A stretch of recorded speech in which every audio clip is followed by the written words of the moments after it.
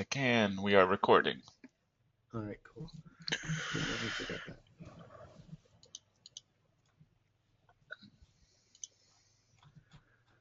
So where did we go in Greece? Do you remember where that was, Matt? I'm trying to Yeah, the remember if island we. is Santorini. Little town on there. The main little town is Ia. That's the one that's on top of the mountains. So yeah, it was kind of crazy because I had been there twice. Of the second time, and that time, like if you go there when it's not like during the summer, we went February, March, or something like that, and it was absolutely deserted. It was insane. It's one of the most like popular islands like on the planet, but it was absolutely deserted. So it was kind of a cool experience. Okay, so let's get her started. It's 4 minutes after, and actually, as Tim Hartsfield just mentioned, reward people who show up on time by starting now. And will do, Tim. Will do. So let's get this started now. So we've got everything going. All right, everyone, welcome to the call. This is the Module 6 call, obviously focused on Module 6, and hard to believe we're there already, just 2 more modules left. And just, a friendly reminder that we're not going anywhere. So I don't want any of you, I've still gotten a few PMs from people saying, I'm really worried because we're almost over the course. We're not disappearing. We're in this for the long run together. So just keep reminding yourself of that. As long as you need support, we're here. And, we're going to be working with you. Obviously, we got a lot to do after the 8 weeks. So me and Matt are going to be busy working hard, preparing for that live event, which, we're already doing a lot. And, we're at around 700 people registered, which is crazy. And, we've been breaking the mold for everything here. We've been breaking the mold, like, absolutely everything. If you can name it, our amazing sound machine is doing, better than expected with everything. And, the experts who have done this before, we're thinking 200 to 300 people max would want to go to the event. We've more than doubled that. And they say on average 20% don't show up. So let's see what we can do to prove that number wrong too. So hopefully we'll get 100% turnaround. Now, for those of you that did want, require a guest to come with you because of, certain health issues or anything, and you submitted all that stuff to support, we've been processing those. Everything's done. No more guest passes allowed. Just to let everyone know. So if you check your email, make sure we've responded, and if we've responded, the numbers are in, and everything should be done by Friday. And as a member, if you still, if you haven't been able to register yet to go and still do want to go, let us know. And, obviously members will always be able to go to this. We just need to still get the deposit for that. So live event registration is being processed now. There was a request for MP3s of previous calls, especially the one, the last one that we had with Daniel, just because it was, so amazing, and we already did that one with Michelle, which people still say how amazing it was. So I will be encoding and creating MP3s of these calls as well. So once they're posted, I'll get that process. So the MP3s will be done. I got good news from the programmers. He was hoping Friday, but he said Monday at the latest. And just, it is a complicated thing. We want to ensure everybody's accounts are safe, but the sub-account access to the tools will be ready by Monday. He assures me of that. So as soon as it's ready, and hopefully on Friday, I'll be able to be testing it, ensuring everything's set up. And again, how that's going to work is they're only going to have access to the tools and the tools that you request them to have access to. So in your profile, you'll be creating a sub-account. You'll give them a username and password. They'll log in at Archon Central. And when they log in, whatever tools you've checked off that you want them to have access to are the only things they'll see, and they have no access to any of your personal information. Now, one thing to remember, though, for example, with any of your submissions, if there's a limit on the number of submissions, their submissions count as your submissions, and essentially their account usage is really just your account usage, so you'll be held responsible for that. And I'm not trying to scare anyone or anything. I just need you to ensure that you're making sure that everything is kosher with these people, because obviously you don't want, we don't want any issues either, but we understand the power of having sub-accounts, so that's Yeah, good and to there's definitely no BS in that release date because I've been over here emailing our the programmer that's working on that as well, trying to push him for that because I've got some people that I need to get started using some of that stuff, like I said, and we've told you all a million times, and we use all these tools ourselves. So trust me, I've been pushing them for that too. But we want to make sure everything is in place before we release them to everybody. I can't even get access to this sub accounts right now either. So just to let y'all Of know. course, I can because I have the Met. No, I'm just joking. I don't have access either. I'm just kidding. All right, so a press release network expansion that got delayed a little bit. I was hoping we'd have it this week. That'll actually be the end of next week. So we got in touch with another network who's allowing us to tie into it. So we're going to have way more power with the press release service. Plus, we've got some other really cool things planned for that. So that's just going to get better and better. Now, one thing I want to stress though is do not use use the tool. Meaning, don't wait until then because it's still really powerful. You know, keep using the press release tool. It's as powerful as it ever was. It's just going to get better, and by that time, you can just submit new press releases. And no, you won't be able to resubmit old ones, but you'll be able to do new ones. And I've actually had a couple comments on this too, and I just want to remind people that no tool that we have here is the end-all be-all of anything. If you have other things that you're doing, such as other press release services that you use or other promotion tools that you use, by all means go for it. I've seen questions asking me, well, how come we don't do this in promotion plan A? Wouldn't that help? Absolutely. When I gave you those promotion plans, I tried to give you the bare minimum of what I think you should do to get good results. If you want to go above and beyond and do more than that, and for example, like once your press releases are published, do more link building to your press releases, all those kind of things, go for it. That plan is really just the bare minimum. And another thing people have asked me is, out of all the tools, is there any one that I should focus on or any that I can skip? Because people are worried about time. No, I'm going to tell you right now, don't. Like, the whole idea here is, use these tools, and if you need help, get it, but eventually make sure you're using all of them. They all are designed to help in different aspects of how your promotions go. One last thing with the traffic robot tool. Again, one thing to note, that was a beta release to the mass public with the new programming language, meaning prior to this release, nobody has had access to it in the mass form because the other option, the other download style we had was purely just a Windows-based and a totally different programming language. Now this is in what's called Qt, and that's as technical as I can get on it. I don't know squat about programming stuff. But this new language, we have both Mac and PC friendly versions. And as you know, Rich Henderson, the man in the forum that you guys see a lot, he's actually taken ownership of that.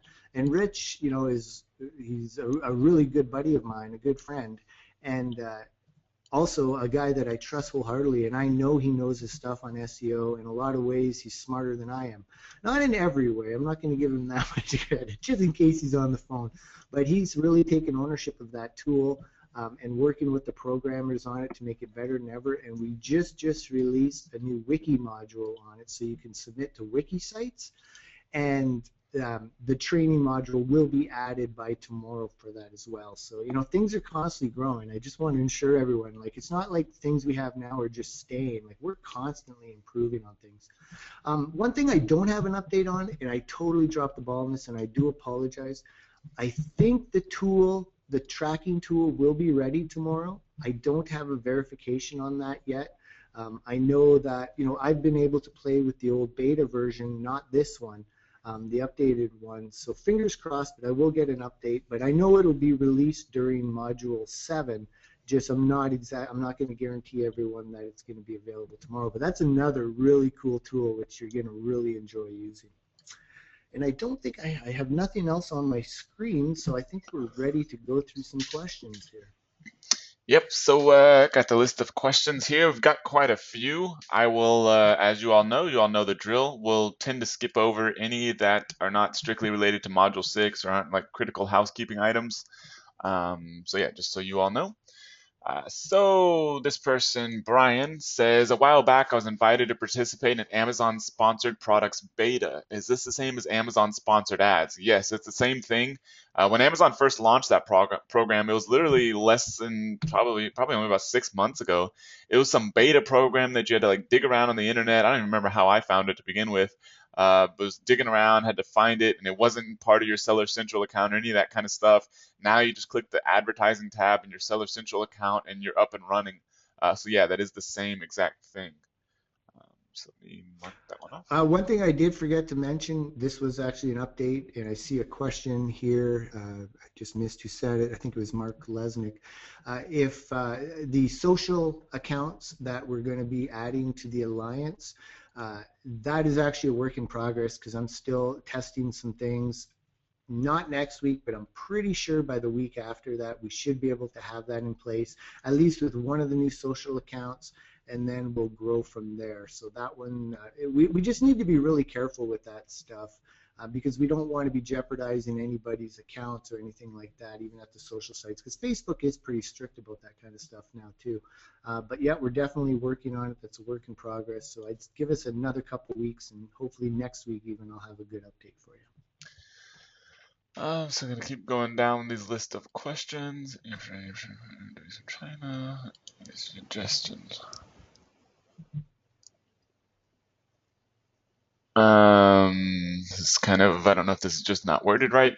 Any suggestions for someone to get good content on a timely basis?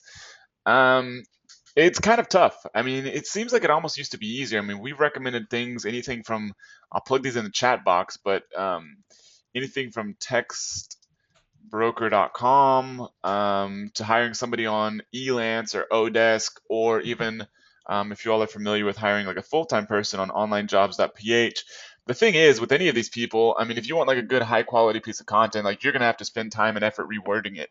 You may be able to find somebody on like Elance or Odesk that you'll have to pay like a good hefty, US or US based wage, 12 to 20 bucks an hour to be able to edit really good content. I mean, it's almost a little trickier to find somebody to do that kind of stuff now. It used to be, seems like there's writers all over the place, but now you kind of have to dig around because you can find people to write junk content, but that's not what you want at all. It's not what you want for your business. It's not what works anymore. It's not what is going to get approved in all of our tools either.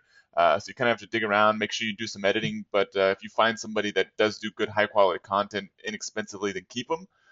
Or you can use the model of hiring people overseas, but then getting somebody, either yourself or somebody, domestically to edit them. So that's an option, anyways. Jason, this may be a question for you. It says, are we now able to submit more than one press release per day? The system will not allow this, though we can send 3 per day. Let me double check on that right now. Sure. Keep going through this. Press release. Person says, do we have to do all that SEO for not building a brand yet? Yes. I mean, if you want to get free traffic from Google all day long, then yeah, I mean, it doesn't matter if you're building a brand or whatever, because all you're doing at this point is targeting keywords. It doesn't matter the bigger brand strategy there. So yeah, I mean, you definitely want to do all that stuff, get all that stuff in place, and you'll be building your brand out as you go along. But might as well get that ball rolling now rather than later. I don't see the programmer responsive right now that's actually working on that. I did send him a message earlier today, but I didn't follow up. So I'm thinking, because usually he's pretty good at that it is open up to 3 now. But if you try it doesn't work, sorry. But I'll make sure that it's in place tomorrow morning. So Monica asked, does Amazon allow us to give buyers a bonus for trying our products and giving a review, whether bad or good? All Amazon allows you to do for getting reviews is give somebody your product for free. They just get your product for free and they have to get it first, and then you ask them to write an unbiased review after they've received your product. That's all they allow. Anything else outside of that is against their policies and is definitely not recommended. So yeah, if you're able to give them your free product, I mean, one thing that you can do, which is what Amazon does itself, and is really the only sort of sustainable way of doing anything like that, is if you give people your product, you're basically creating like a mini review program. If you give them your product and say, hey, here's this product, it's going to be completely free, assuming these aren't people which is much easier. But you give them your product, say, hey, this is completely free. I'm just giving it to you. I do want you to go write an unbiased review on Amazon, good, bad, or ugly. Please do that. But the sort of suggestion is that we're going to be launching other products in the future, and I'd love you to review those too. But if you don't write a review for this one, you're not getting those other products. That's basically what Amazon does with its Amazon Vine program. Anything really outside of that is going to be against Amazon's policies and is not recommended. So this is kind Yeah, of a really, and that's something really, just to reinforce, like, really make sure, don't bleed ignorance. Like, that doesn't work with Amazon. Make sure you follow everything and don't try to twist the rules. Amazon says you cannot pay for reviews or incentivize them. Don't do it. Just don't do it. It's not worth it. That's all I'll say on that. So this is more of a statement. It says falling behind too much to be at Module 6 yet. Still need to implement all of Module 5. Don't worry, the training and us will be here. So don't worry about that. Just keep moving along.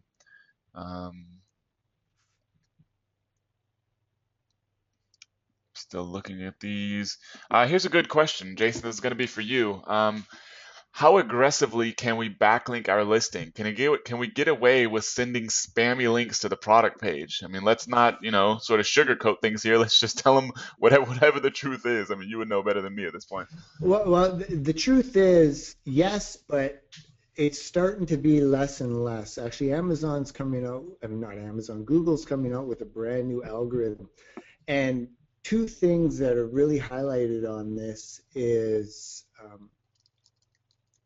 just that is spammy link quality and lack of social interaction, meaning lack of social signals. So if all of a sudden they find a website that all the links to it are crap and there's no social signals, then that's not a good thing. But here's the twister on that. Amazon's kind of a different breed because it's such a big website and has such a mass variety of sites. So yes, you can get away with it, but all I can say is I don't know how well it'll continue to work with this new Google update that's coming. I'm trying to do less and less of the real spammy kind of link building all the time. I mean, when I say that, I mean I used to do a lot more of it because it works so well. But all the time, Google's getting better at that stuff. So you want to focus, on better quality if you can. But a lot of time that just means ensuring that the content around the link is of really good quality.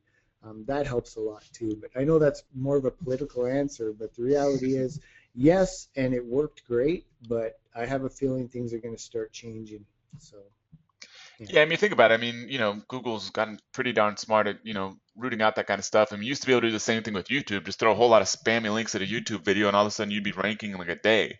I mean, I did that. I made, thousands of dollars off of weird little promotions, but then it stopped working. It's not like your YouTube video would disappear or anything like that. It just didn't work. You could throw everything you want at it and just doesn't work. And it's kind of the same thing as sort of happened with Amazon, because I used to do that as well. I used to throw a whole lot of spammy links from Fiverr and that kind of thing in an Amazon listing.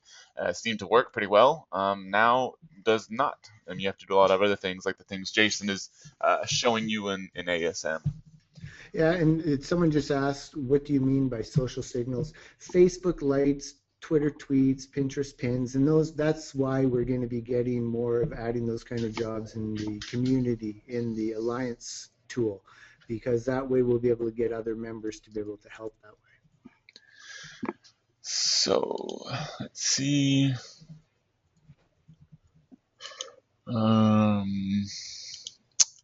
So this is kind of a general question. I guess Jason and I will ask it. I'll give a little bit of a short answer. Jason may give you a more extended answer. Is there a certain order you do promotional tasks?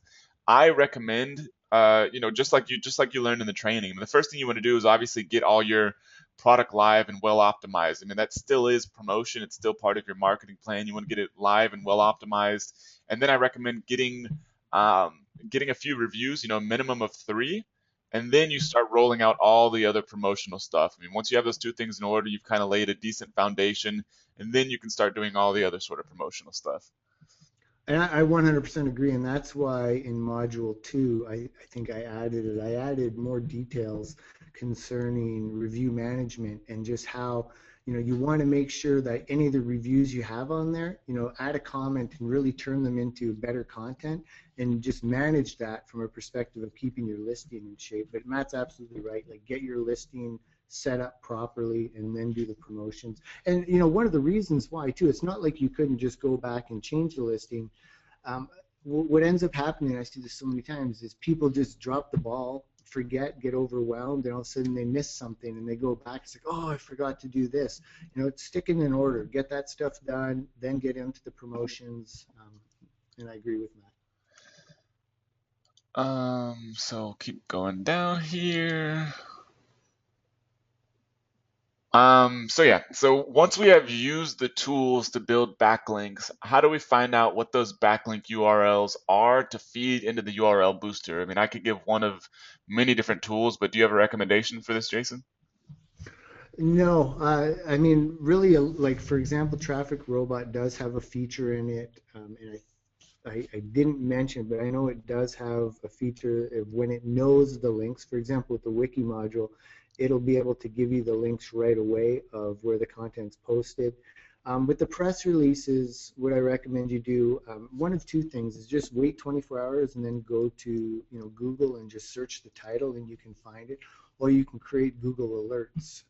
Those work really well too. So just put the website that you're promoting as a Google alert, and anytime something new about that comes up, you'll get it.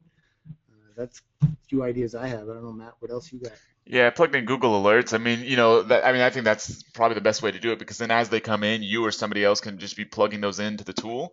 Another option is you can use a tool, that it gives you a little bit of information for free, but you can sign up if you want, like ahrefs.com. I mean, there's other ones like SEO Moz has one that just allows you to see all the backlinks to a page. There's lots of tools that can do that kind of stuff. That's another way to do it if you've already built links and that kind of thing.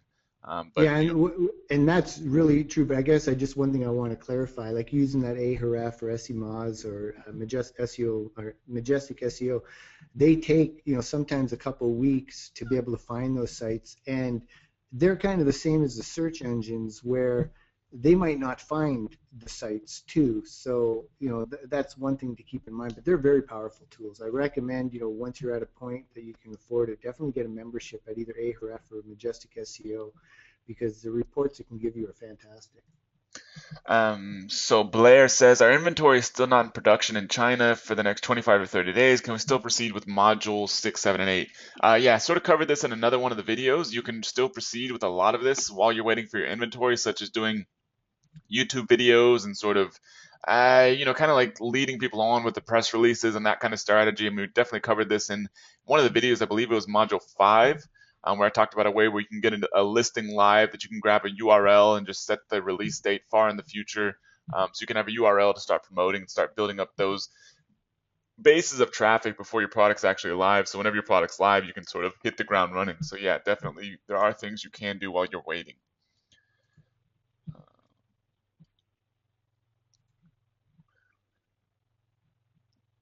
So this is regarding, I've had a few people have asked this kind of question for setting up like Facebook, Twitter, Google Plus, Pinterest, all this kind of stuff, all these social accounts. Jason, what do you recommend when setting up those as far as like the brand name or product name? Do you just recommend doing it as the product brand name so that you can promote other products under those same URLs, or do you have a different strategy you recommend? I actually have a different strategy, and Okay. this was a whole lesson unto itself, which I know I should probably put together for you guys. Just so much going on, and I had actually a really good talk yesterday with Lois Clark, who no relation to Superman, but she asked me the same question. And here's how I look at it. Let's say, for example, you're doing a product. Let's just I don't know. Barbecue, our silicone spatulas. There's that example again. To create a page, a Facebook page called Silicone Spatulas, or anything like that, people are not going to inherently like that. They're not going to want to. It's not anything interesting, and in fact, it might be a little bit embarrassing. Like, why the heck is this person liking silicone spatulas? What you want to do is you want to create a topic-related social account. So, I mean, using that example, you could easily do like a cooking and baking, healthy cooking tips, anything like that, where not only are you setting yourself up to be able to promote other products and everything, but you're going to be getting interest, because what you're going to want to do is obviously update the account, and really you only want to post links on the account that promote your product. Minimum, in my opinion, of one of every 10 posts. But I know people actually like Don Crowther, who's this SEO guru of gurus. He recommends once every 50 or 100 posts. I mean, the reality is you just don't want to be too pushy. But when you're creating these accounts, think of them from the long term of you're going to want other people to just, want to like the posts, want to become involved in those Facebook pages. So you want to create them topic oriented. Now, with that said, what you can also do, like for example, let's just use Facebook. So you create this page, say healthy cooking tips. Just throw that. Obviously, on there you can talk about that silicone spatula, and you can give some tips on how you can use it. You can do some contests for it, whatever you want to do. And then what you can do is in the about, you can say this Facebook page is sponsored by, siliconespatulas.com, or your brand name. You could, let's say they're Silly Spatulas, brought to you by Silly Spatulas at sillyspatulas.com. And you could also create another Facebook page that is just focused on your brand, but that's separate. They're tied together. So you have your brand Facebook page, but also you have a Facebook page that's more topic oriented, so that and they relate to each other. And does that make sense, Matt, the way I explained that? I was over here trying to respond to some questions, so I'm not the best person to answer that question. Okay, I do see a couple people say that I was fading out, so I hate when that happens. I don't know what to do. Okay, so hang on. I heard you fine. So David said, I heard you fine. So there you go. Ned says, I'm ignoring you. Yeah, the rest of you too bad. But the whole idea here again is when you're creating these Facebook pages, Twitter accounts, or anything, I recommend topic oriented so that you can relate to people. You can give them more content, draw them in, and attract a bigger audience. And using that silicone spatula again, you'll get more people wanting to be involved in your page for healthy cooking recipes or healthy cooking tips than you would silicone spatula. Yep. What you say makes sense. Good. And I'm a little confused by Yoel, who said the only problem is your Welsh accent. Welsh, wow. So Martin says, should we have some type of website up at this point? Where are we at? I'm looking at module 6. I'm getting confused with modules myself. Getting a website up is all going to be covered in module 7. So no, you are not behind schedule whatsoever if you don't. Module 7 is where we start getting to that and about building your brand presence to really professionalize your product and brand. So Martin, good question, but it's coming up this week, tomorrow actually. And that's why in the two Plan A and Plan Bs, I think Plan A I focused on it more. I recommend promoting your storefront on Amazon. You get that storefront URL, so using that, because then that links to all your products. So then we're going to be getting. Oh, and that's one other thing that's coming too is we have a bunch of WordPress training and general website creation training that we're adding as well, just to give you full resources. So for any of you that are going to have to do the work yourself, you'll be able to figure everything out. So this person, probably should shrink this column so I can see the names closer. Mike says, since almost every product I see on Amazon is selling at a price less than list price, is this something we should do? My opinion is yes. I don't know how much of a big difference it makes. There's like a manufacturer suggested retail price you can set. I believe it's on the other detail screen in Amazon. Then there's the actual price you sell at. It's a common thing you see on almost every single e-commerce store out there, except very few ones that really want to have a high quality look. They don't want to look like they're discounting anything. You may not see it on there, but pretty much every e-commerce store out there, Amazon included, will have 17 prices scratched out and that kind of stuff. Just makes you look and feel like you're getting a better deal. I mean, people use this in basic marketing all the time. I think it's a good idea. I mean, people are kind of making not necessarily impulse decisions, but when they're looking at Amazon products, a lot of it's pretty fast decisions. They just take what Amazon sees. Okay, cool, this looks like a good offer. Okay, cool, the price is discounted for whatever reason. Let me go buy it. So yeah, I recommend doing it. It's just, it's not going to hurt you really any, but it may provide some marginal benefit. Keep going down this. Um, this is a good question. Since you can't promote Amazon or can't promote products in Amazon emails, what's the best way to ask customers for additional sales? Best way is really to build some way into your product or packaging to get people to interact with your brand outside of Amazon. You want this to be as legitimate as possible, a legitimate reason. Maybe it's a bonus they get or something like that, where you're able to interact with them outside of Amazon system because this is your business. Amazon just happens to be a platform from which you get traffic. Amazon's not your only business, and we're going to teach you more about that when we get into Module 8. So, I mean, treating it that way, and if you're out there, I always give this example just because it comes in a big box set and I picture it in my head, is like P90X, for example. It sells on Amazon, but Amazon's not like a P90X. You can't have this like fancy, booklet you have in your box that tells people to go get their free, workout membership or whatever on your website because you're going to sell this product on Amazon. Amazon doesn't do that. I mean, that's P90X's product. That's how they do business. Same exact product they sell everywhere else in the world. Same thing with like an Apple computer, any of that kind of stuff. So I recommend trying to, you don't have to do this right away. Your biggest, you sort of want to take things one step at a time. First step, just get something selling on Amazon. Get that ball rolling, get making money. You can always update because it's a physical product. By nature, it, runs out of inventory. You have to restock. So whenever you reorder, you can start thinking about different ways to integrate inside of your product to get people to be able to interact with your brand outside of Amazon so you have a little more flexibility. So that's really the best way. It's not your primary concern. Don't try to do 72 things at once. Really focus on getting your Amazon sales going, but that's something you should be thinking about.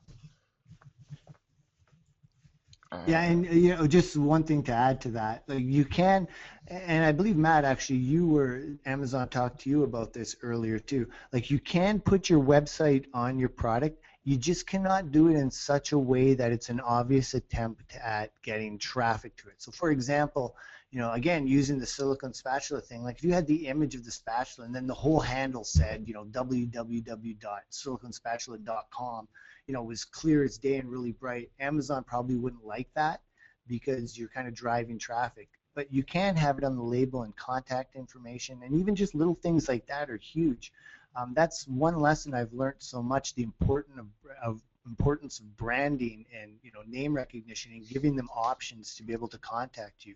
So like Matt said, first try to fit it in anywhere and everywhere, but in my opinion, bare minimum, at least put a URL on your label somewhere. And for those of you that have already ordered a product, a lot of you are having awesome success already, which is incredible. I mean, like Chris, he was messaging me the other day how well he's doing. Like just a lot of you are doing absolutely incredible, which is cool. But if you've already done something and you don't have you didn't include a website on it, well, don't worry. When you reorder and get your next batch, you can easily change little things like that, no problem.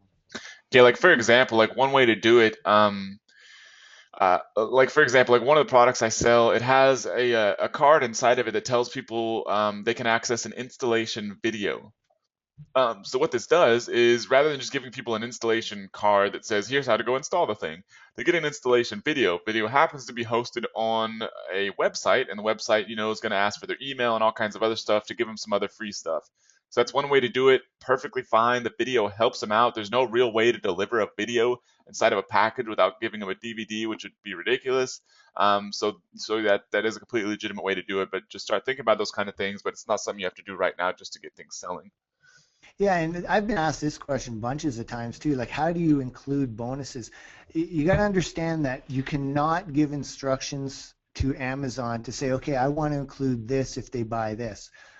When you set up a ASIN product with a UPC code, that is how that product is. So if it's just selling one spatula, that's all it's going to do. You can't give them instructions to say, I'm doing a bonus and can you also include this? They won't do it. What you would have to do is create a new product that includes the bonus with it that's shipped to Amazon that way. So using the example of a DVD, which I don't recommend, but anyway, you could try it. You'd have to ship the spatula and the DVD together so that Amazon gets them and ships them out together. That's the only way you can do that. The other options, obviously, with bonuses are in the email follow-ups. And this is going to be coming in a couple weeks. we're working with the program, that whole first email in the series, you'll be able to add an attachment so you can do a PDF. Or ideally, you get to a point like where Matt was talking about, where you include things with the products. So there's inserts in the products that give them more information and different things like that. So where was this question? Oh yes. So Jason, this is for you. It says to be, oh, I'm not going to read the whole question. Basically, when you're promoting an Amazon product to get ranked in Google, what do you want to do with anchor text? Like, what do you want to vary it up? I mean, all that sort of stuff. And it's basically a question about that. Yeah, and what I do is, and here's again where Amazon's a little bit different, and I'm going to try my best to explain this, and hopefully I don't fade in and out. When you have a brand new website, you can't do this, because when Amazon looks at a linking pattern, the biggest penalties that they've given in the past have been because a website has, let's say, 100 links pointing to them that are all the same keyword in the anchor text. Well, when you're talking about Amazon, there's a much bigger link profile that they cross-analyze to be able to do that comparison. So you're able to be more aggressive with a single keyword. That being said, you still want to have variation. And what I'm talking about here is when you think of how people build links naturally to a website, everyone doesn't use the same anchor text. Most people will actually use just the URL, or they'll use click here and different things like that. The tools that we provide you, other than the press release tool, which you can control, the other ones all have variation built in automatically, meaning we're always changing how the anchor text is that's used in the link. So we do that for you automatically. I kind of tell you in training what to do, and what I recommend is, because we already varied the linking text, when you do plan A, I recommend you stick with just your primary keyword, because there's going to be enough variations in it anyway for promoting your Amazon product. But then plan B, when you get to that point, now you're going to want to start doing some link variation. That's how I do it, and it's what I recommend you do. But yeah, again, you can do whatever you want, but that's the strategy I recommend. Keep going down here. This is a question I believe we've already covered, but whatever. We probably somebody missed it. Maybe some other people likely did miss it as well. Best time length for YouTube video, Jason. Yeah, that's we just in case you missed this, we have the YouTube Mastery training in your tools area if you have the tools access, and I actually have more videos being added hopefully this week, but I'm trying to get there, on using Camtasia, using what's the other one, ScreenFlow, and both for PC and Mac. Well, the Camtasia one, but ideally they say that drop off on videos happen around the 2-minute mark, and a lot of people will not watch a video if they see that it's too long looking. So when you go to YouTube, you see those videos that say 8 minutes, and someone's just looking for some quick tips or something, they'll often go over that. But ideally, between 60 and 120 seconds is the best. If you can go 30 seconds, that's great too, but the whole thing is, think of it like AdWords advertising. What I mean here is AdWords Google gives you only a certain amount of text that you can use to get your message in there. And what's so powerful about that is you need to make sure you have the most powerful ad you can possibly do in that little bit amount of time, in that little space. Well, with videos, you really want to try to fit as much good information as you can in as short of information. So I recommend trying to keep it, less than 3 minutes for sure. Between 1 minute to 2 minutes is, really great. 30 seconds, I mean, if you can do that and give them something of value, that's cool too. But that's my take on it, of what you want to focus on. Now, with that being said, if you all of a sudden have something that's really engaging and it's a little bit longer than 3 minutes, absolutely go for it. But the problem is, don't waste anybody's time. Don't draw out things, and make sure at all times in your video you give them a way that they can learn more. So always have the URL. So for example, again, silicone spatulas, at the bottom of the video, I would constantly have a picture of the spatula with a thing, learn more about this amazing spatula and I would get a domain that forwards to my video, or forwards to my Amazon page, I mean, and I would have something like, let's say, getyourspatulanow.com. So it's something really easy to use. Now, people have asked me, what about using Bitly URLs? No, because Bitly URLs are confusing. So when the person's listening to the video, what's easier? Okay, go now to bit.ly/x24395. Again, that's bit, rather than go to getyourspatulanow.com. Again, that's getyourspatulanow.com. That's why you want to do it. It just makes it easier. You just 301 redirect that URL to your page, and it's super cake, and it's easy to remember.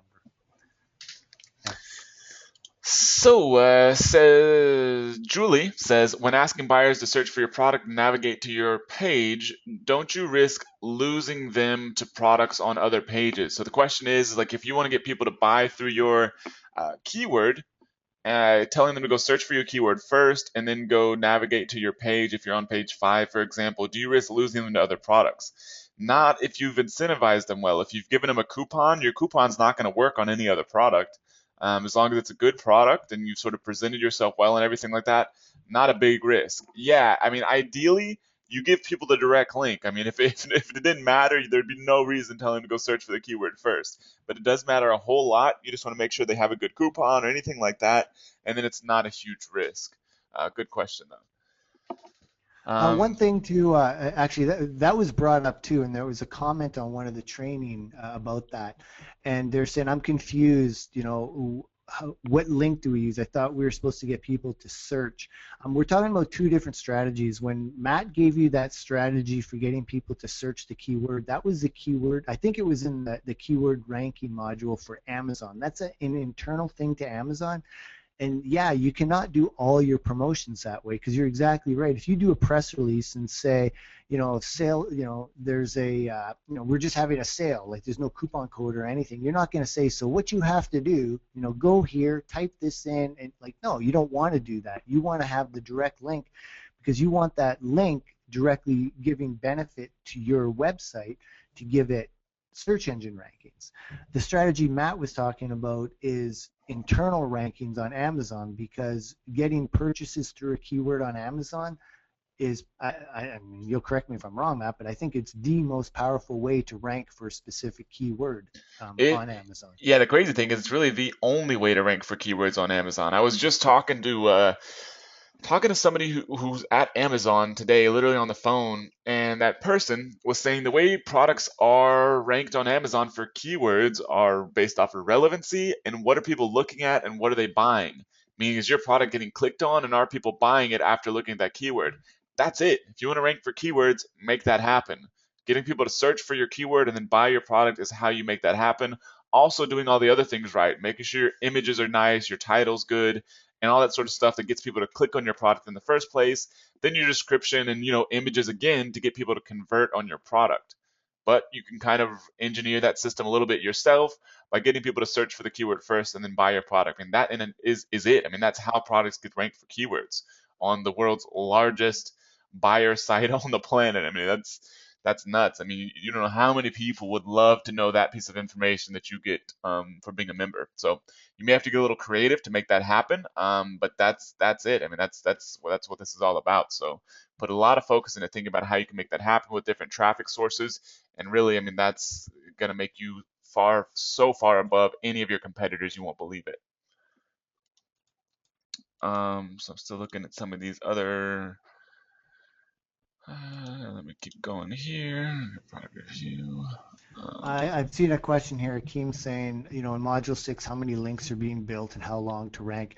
The amount of links being built, it varies. It varies totally on, for example, on your press release, and is it picked up by others? Because if one of the cool things with press release sites and everything is other people pick up the content, republish it, depending on the type of content it is. But whether you're using all the tools and doing everything right, I really can't give you a number. But the whole idea here, and it's also dependent on how aggressive a term is that you're trying to go for to get it ranked in the search engines. Obviously, some terms are going to rank a lot better, and that's why I really want, this question came up yesterday too, I think, is one of the comments. They said, my number one keyword gets 44,000 hits on Amazon Google Keyword Tool, and the top competitor only has, I think he said, I can't remember, but it was a fairly low amount of links, um, maybe 1,000 or something in comparison. And then, or maybe it was less than that. But then he said the second keyword has way less competition, but way less traffic. And the way I look at it is you still want to go for the lower competition one first because you're still by default going for the higher competitive one as well. Google does not put so much weight on the keyword in the link anymore. It still counts, but it's not as powerful as before. But you still have that keyword with the variation. So what I mean, instead of going for the word silicone spatula, you would be going for silicone spatula sets. So the cool thing is that one you could rank within a week, like if maybe even far less, a few days of solid link building. And then that would give you time over the next few weeks to be able to continue promoting and start ranking for the other ones. And the cool thing with that is as soon as you get that instant ranking for the lower term, you start getting more traffic to your listing. And that's the whole idea. The secret to making money with Amazon is have a converting offer and then get as much traffic to it from as many sources as you can. So, got two things here. First off, regarding the number of backlinks, Aaron Parker says, I don't know if this is the case for everybody, if this is way out of the park or sort of middle of the road, but Aaron Parker says, I got 75 backlinks in the first day from the first press release. Fantastic tool. So, there's some information for you anyways. So, got Um, to go ahead. Sorry, go Go ahead. ahead. It's a completely Okay, different topic, so go for it. Allison was asking where is my storefront URL. I did provide this in the training video. I think it's for promotion plan A. I'm 99.99% sure I showed how to do this. But all you got to do is log into your Amazon seller account, and then you go into settings, and then in settings you'll see where you can edit and create your storefront URL. But it's in the training video. And then I was looking back at the question and answer box here, and we've got a lot of people. Steve Giles, we've got David Solomon, Mark Passe. I mean, a lot of people out here actually. And my friend Chris, all recommending iWriter.com. I'll plug that in the chat box. All recommending iWriter.com for getting content written. Okay, So yeah. just to let everyone know, I use iWriter too, but the content is often crap. So as much as those guys are recommending it, even when and to be honest with you, it's the #1 site I use for all of the sites. None of them are 100% quality, but as Matt said earlier, you need to do to look at the content, and you're probably going to have to rewrite it. A lot of it you'll get is fantastic, but they'll sneak in somebody that you'll read the content and you'll be like, huh? Like it'll make no sense whatsoever. And you can have like low quality, good quality, or excellent quality. And even though you pick excellent quality, they'll just send you the most ridiculous content in the world. So no matter what tool you use, and I agree, I'm a big proponent of iWriter.com, still make sure you review the content and don't just approve it because you're lazy. Review it, and if it's no good, send it back to them. So yeah, pretty much covered all the questions that weren't duplicates, that weren't, not related to Module 6 and that sort of thing from the questions submitted before the webinar. So we can start getting into, I mean, it's 3:50 Central right now, so we've got a little bit of time here. So if anybody wants to ask a burning question related to Module 6, go for it, starting now, because we've had a lot of stuff submitted before this, but it's kind of hard to sort through all that, so start posting your stuff now.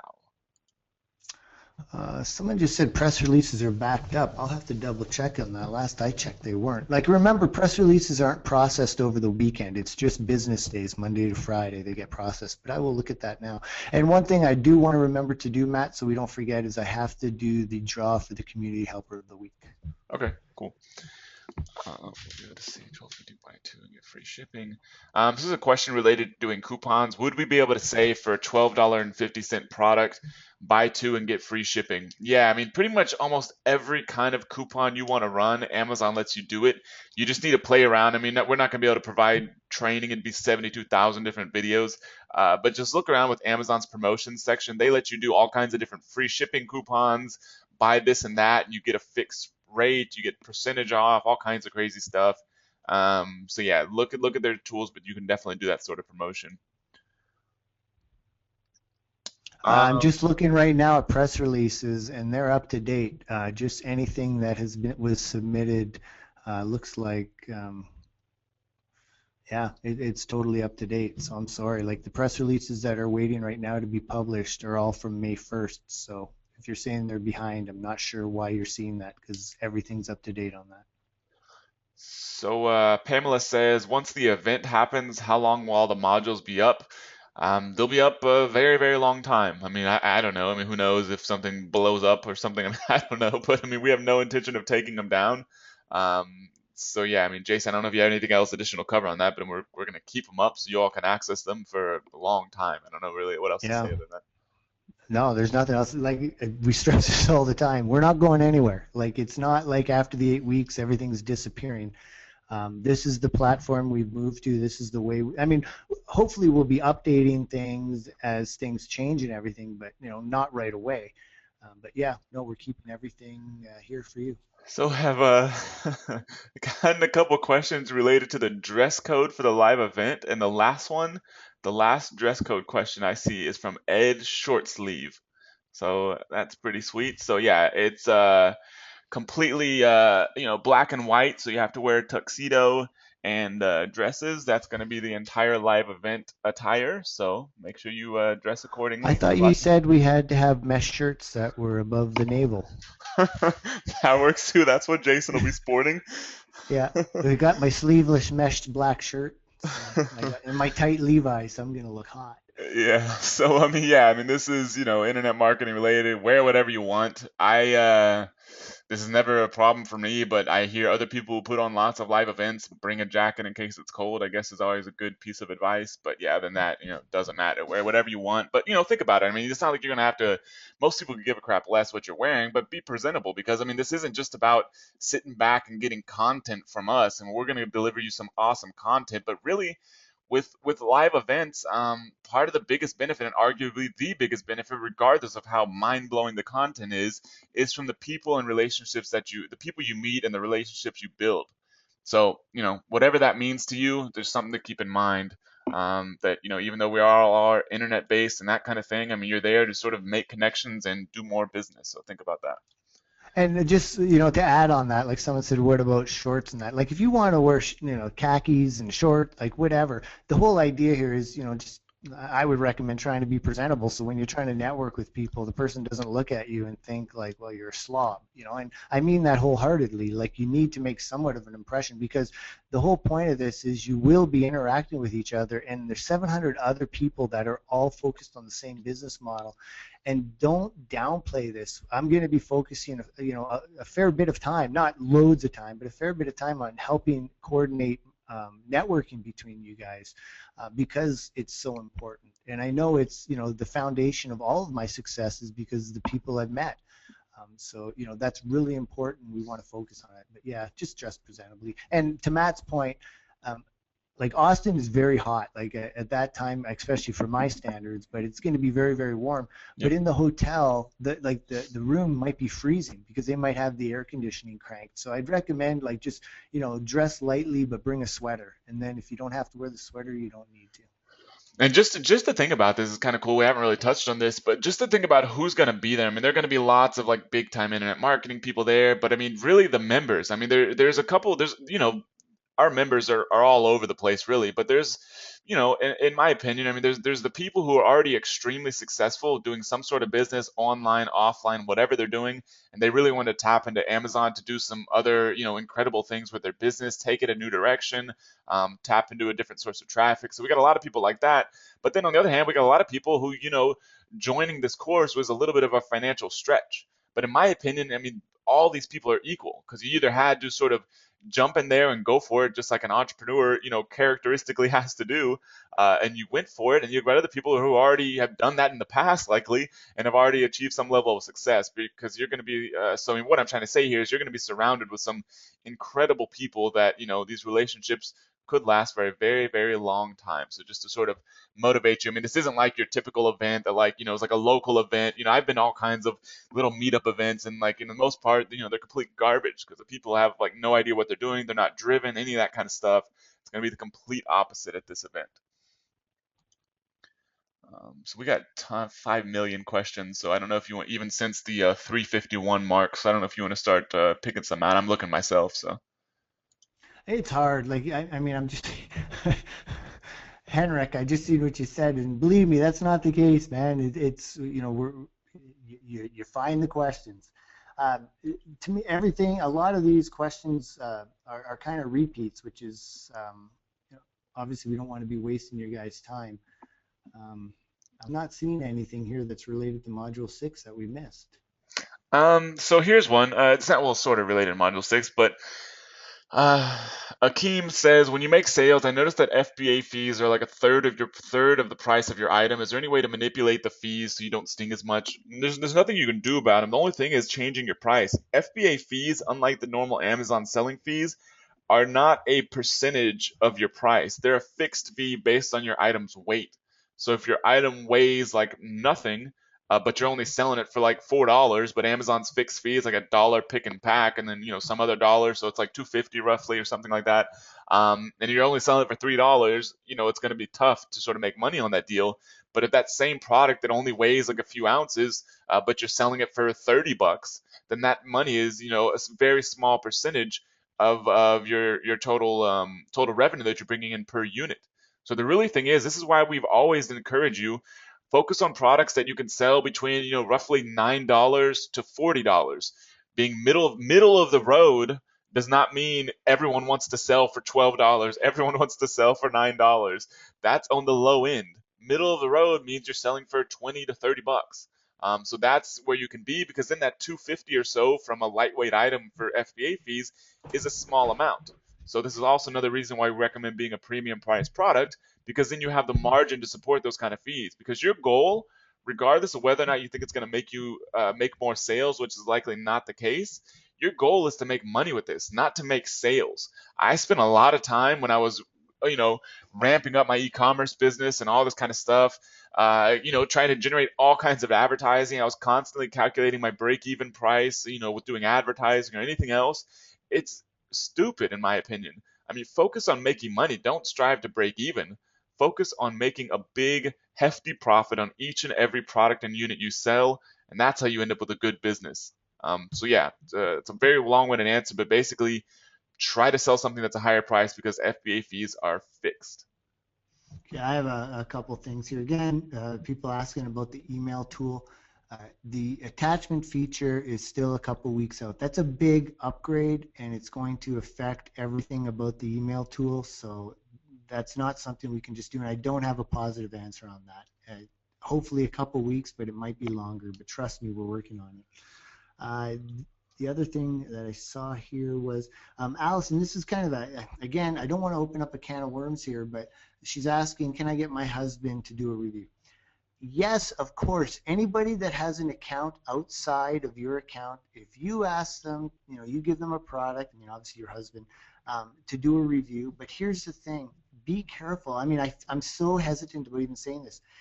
For example, if all of a sudden, like the same IP address on the same computer, your husband, you log out of your seller account and then your husband logs in, does that, and then goes back, Amazon can see all that stuff. So, you got to be really careful about all those things.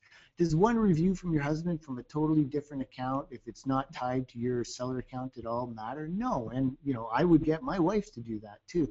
But just be really careful about all that stuff. Like, you got to think about it from Amazon's perspective, and they're really coming down hard on this stuff too. Is they want real reviews, and if all of a sudden they see like multiple reviews from the same computer or things like that, anything that looks suspicious to them, they're going to come down on. So just be careful.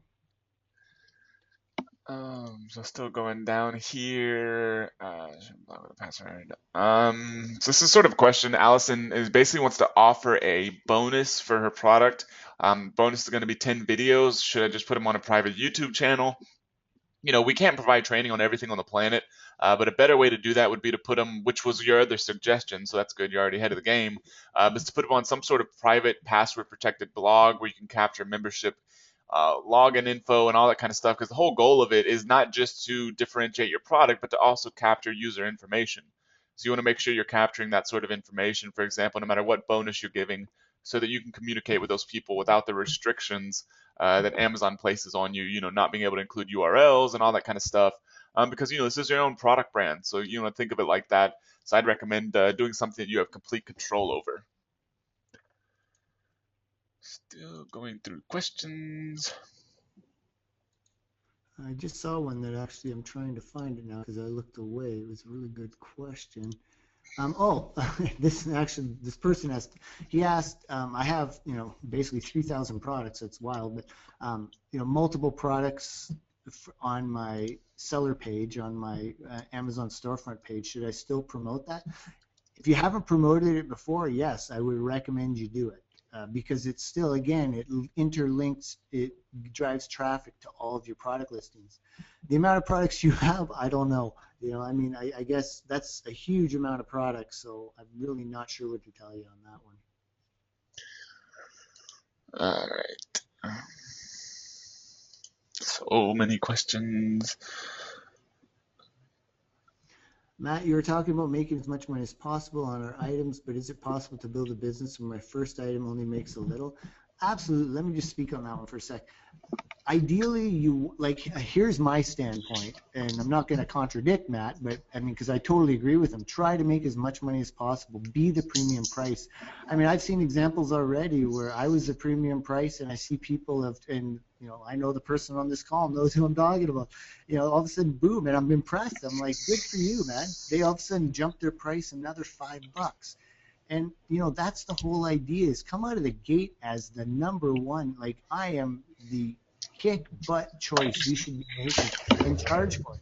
But if you can't do that, the whole idea here is, go with the product you have now and do go through these exercises, but don't have on your mind that you want to be the lowest price option, because that's not where the money is. The money is, being the highest choice option. So as Matt's saying, try to make as much profit out of it as possible. But absolutely, and I know Matt can speak on this better than I can, it's, you can make a lot of money selling products where you make $2-3 a sale. Absolutely, you can make crap loads of money doing it that way. An important distinction to make, which may help a lot of people with that sort of discussion, is that I've been doing this sort of stuff for a while. A lot of people have been doing this stuff for a while, or they have the money to buy in big quantities. Either way, when you're buying in bigger quantities, you're obviously getting better pricing. So if you have your price set at some sort of premium price, but that's still not way out of left field in terms of the price you're selling your product at.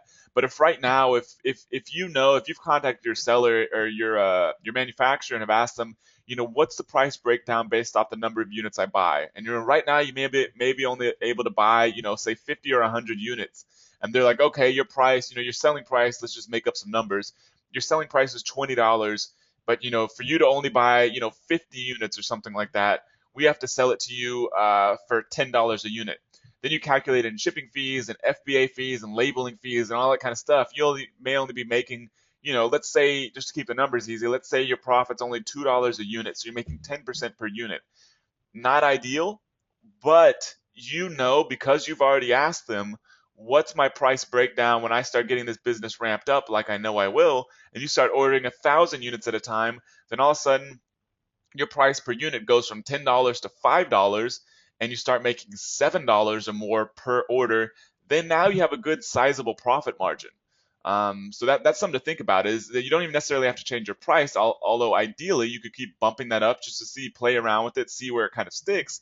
But other than that, think about what your margins are going to be whenever you're able to order in larger quantities. Because remember, the whole deal with this, we try not to dump too much information on you at once because it confuses people.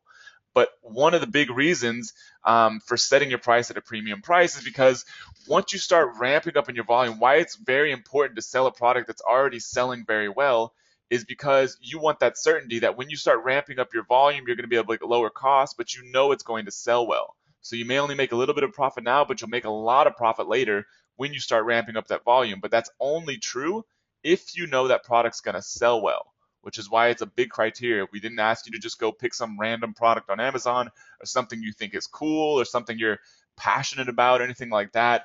It's nice, you can make money that way, but it's not the best and easiest way to make money. It's not going to help you fulfill all these other things that are true for any business. So something to think about anyways. And one thing to remember too is you want to price test too. Like for example, sometimes being the highest price one might not work out. So if you have it the highest price and you're doing promotions and you see, like you're ranking in the search engine, things are going well, test it. Test it for a few days at a lower price. The one thing whenever you're testing anything though is you want to be consistent. Because for example, I found, especially when starting out, when the sales were lower, that Fridays were brutal. For some reason, for the initial products I was in, Fridays were terrible for me. So if all of a sudden I changed the price on a Thursday and then Friday my sales were terrible, I might be like really judgmental and thinking, oh no, it's the price. What I recommend you do is like try to test something for at least 3 or 4 days and watch what happens. And I think you'll be surprised usually that the price really doesn't affect the volume. And the cool thing about that means more money in your pocket. But I guess the one lesson that I've learned just in the little while I've been on Amazon is don't be afraid to test and be aggressive with your testing too. Like don't just try like a nickel and dime here, like lift the price right up and see what happens. Because all of a sudden you go from, say $12 you're selling it to $15. That $3 is pure profit per sale. So that means, if you sell 100 units, it's a net of $300 that day that you've just made doing nothing. Okay, here's one last thing. I meant to answer this. I've been asked, how do you create coupons? You have to do that in your Amazon account. And Matt, I'm not sure if we covered this in Yeah, training it's at all. definitely in one of the videos. Okay. Module. Yeah, you can keep explaining, but it's module 5, I believe. Yeah, in your account, basically, and I think it's the promotion tab. It's the same tab where you would end up doing your sponsored ads with, and it just says manage promotions, and that's where you go and create it. And it is a little complicated setting up the coupon code the very first time, but again, it's one of those things, do it once and you'll be like, okay, I see how it works. All right, so questions are kind of dying off a little bit. So Jason, you want to do the community helper thing? Sure. I do want to answer this for 1 second here. Is using the Tumblr blog is the first one you make the best use of the tool provided in ASM? The Tumblr blog, the whole idea here is just the bare minimum. You don't have to do that if you don't want. You can use any other service you want that will allow you to create a site. The whole idea here is you're just growing your linking and your exposure, because to get more traffic, you have to get your product in front of more eyes, and it's just giving you another avenue. There's no one thing that I say, at bare minimum, do what the training says, and anything more above that you want to do, go for it. All right, so this week, not as many helpers, and now I know I have like 6 unread messages since about 4 hours ago, so there could be one in there, but these are the 4 right now. Russ, Patricia, Joe Ryan, and Maddie Matthews, who I believe is actually Mike, but I'm assuming Maddie would be the partner of that person, but I could be wrong. Anyway, so we've got Russ, and I don't even have my page up for the, hang on. I think it's Math Goodies.